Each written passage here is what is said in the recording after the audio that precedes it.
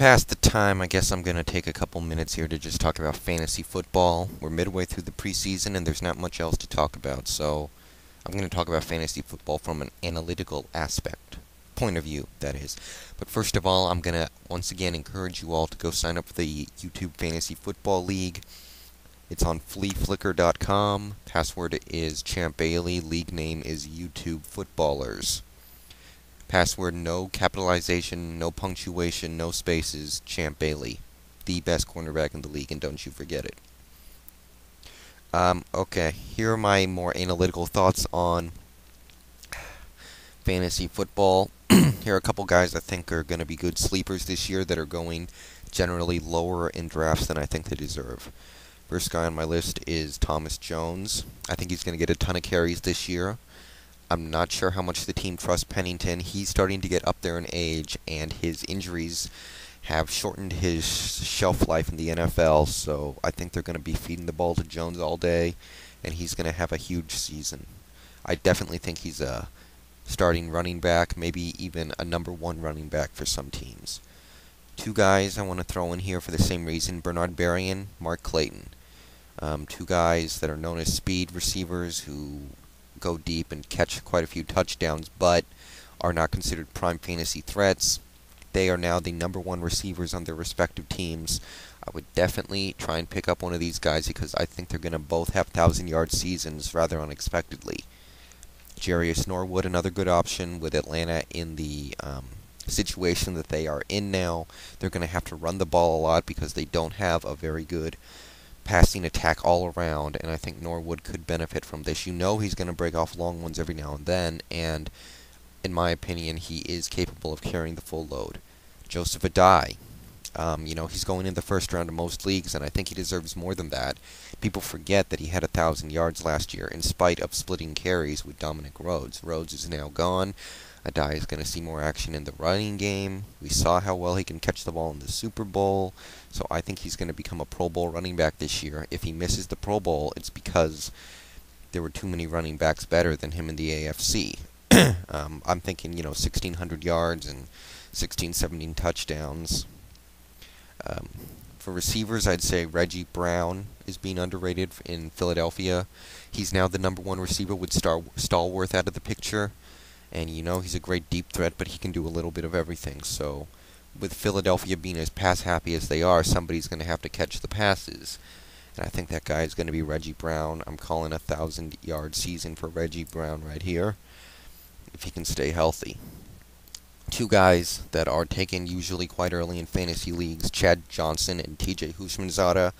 I would give their fantasy value a little boost this year. That offensive line is going to have a hard time run blocking, and the Bengals defense is still weak, leading to what will be a Cincinnati team that has to pass the ball a lot, and with no Chris Henry going over the middle, Chad Johnson and TJ Houshmandzadeh should catch more touchdowns, leading to more fantasy points, of course. So I would take those guys a little earlier than I would have in past years. Ronnie Brown, I think he's been underestimated just because he was weak last year and plays on a crappy team. But with the pass game of the Dolphins in such disarray, I think Ronnie Brown is going to get fed the ball all year regardless of the circumstances and will benefit from this.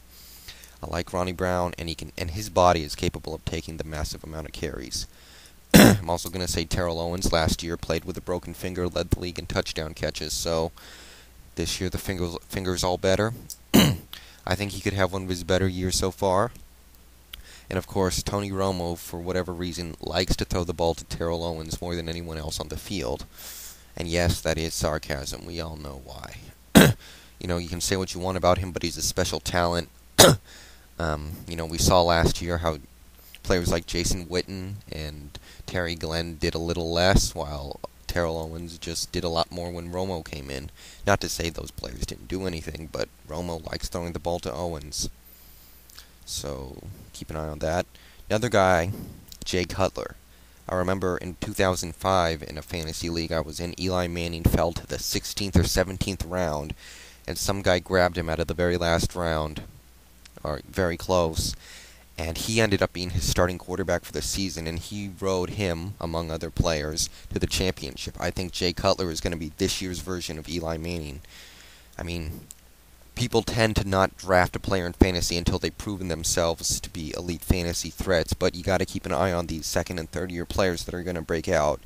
In my league, nobody kept an eye on Eli Manning, and he exploded and was a huge point booster to the person that drafted him, and I think Cutler's going to be that guy this year, more so than Leinart or Vince Young. Javon Walker coincides with my picking of Jay Cutler. I think this guy was immensely talented and was an All-Pro in Green Bay for 1 year before he got hurt. And I think in a Denver offense that's going to have to pass the ball a bit more this year, he's going to really emerge back to that All-Pro form with like 13 or 1,400 yards and double-digit touchdowns. Two more guys I'm going to throw in here. Santonio Holmes. Pittsburgh is going to open up their offense this year, and Holmes fits that exactly with his great deep speed. I think Holmes could have a 1,000-yard season this year in spite of being the number 2 to Hines Ward, unless Pittsburgh runs the ball too much, but I've heard they're going to pass a little more this year. So Holmes and Dwayne Bowe. I snatched this guy out of like the last round in one of my leagues. The thing is, even though he's a rookie in Kansas City, they do not have good wide receivers. Bowe is practically a lock to start this season because Sammy Parker is just not cutting it, and even I would say Eddie Kennison doesn't have much left in the tank anymore, so Bowe is the best true wideout on the Kansas City Chiefs, and should at least be the number 2. I give him a chance at being number 1 by the start of the season, and he's a good player. A couple guys I would avoid, not necessarily in the later rounds, or if they're like falling to you. If the opportunity for a steal presents itself, go ahead, but these guys I think are a little overrated. First guy, Brian Westbrook. He'll get you yards, and he can run the ball and catch the ball, but I'm thinking Tony Hunt and Corral Buckhalter are going to steal some of his touchdowns, especially Tony Hunt.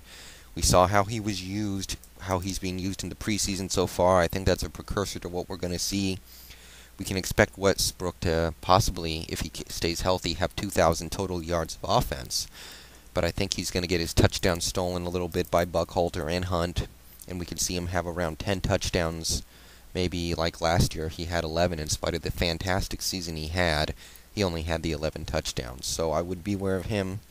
I would avoid Adrian Peterson and Chester Taylor for the same reason. I have no idea what Minnesota is going to be doing to these guys. Taylor's good, has experience. Peterson's better, but has no experience. I think they're going to end up splitting carries right down the middle the entire year. And, if you have one of these guys, you're going to be waiting for the other guy to get hurt or get benched and the other guy to take a leading role, but I don't think it's going to happen. I also worry if Marshawn Lynch is getting overhyped. I know he's in a situation in Buffalo where he's guaranteed to get a lot of carries, but I haven't been overly impressed with him so far in the combine or in the preseason. I wasn't completely sold on him even before that, and I'm wondering if Buffalo has some underrated backup running backs that could steal the spotlight. So beware of Lynch. He does seem like a good opportunity for a steal in the later rounds, maybe, but be careful. I'm also going to say Tony Gonzalez is no longer a top-tier fantasy tight end. With the addition of Dwayne Bowe, if he breaks out soon, you're going to see more throws to wide receivers and less throws to tight ends. Larry Johnson, of course, steals a lot of Kansas City touchdowns. I don't trust their quarterback situation. I think he's going to have to stay in to block more with Willie Rolfe and Will Shields now gone. So beware of Tony Gonzalez. For top tight ends, look at Gates, Heap, and Shockey. And Winslow. I'm going to throw Winslow out there. Rudy Johnson I would be careful of because I don't trust that Cincinnati O-line. It's lost some of its tackles. Last year he averaged only 3.8 yards a carry. I do not trust Rudy. Without Chris Henry going over the middle to draw the attention of safeties and linebackers, that's even more players in the box. I would definitely be careful of taking Rudy in the first round. He'll get plenty of carries maybe, but I'm not sure how productive he can be with that. I would expect, consistent production, but I don't know how big. Be careful of Willis McGahee. Once again, I'm not sold on how talented this guy is. I don't think he ever got back from that knee injury. I understand in that Baltimore offense he's going to get plenty of touches, but I'm just not sure if he's the elite back that he thinks he is. Maurice Jones-Drew should lose quite a few of his touchdowns to Fred Taylor, so be careful. Just because he exploded last year doesn't mean you should jump right on him. And finally, Travis Henry, because he's in the Denver system and will lose carries to Mike Bell. That's about it. Bye.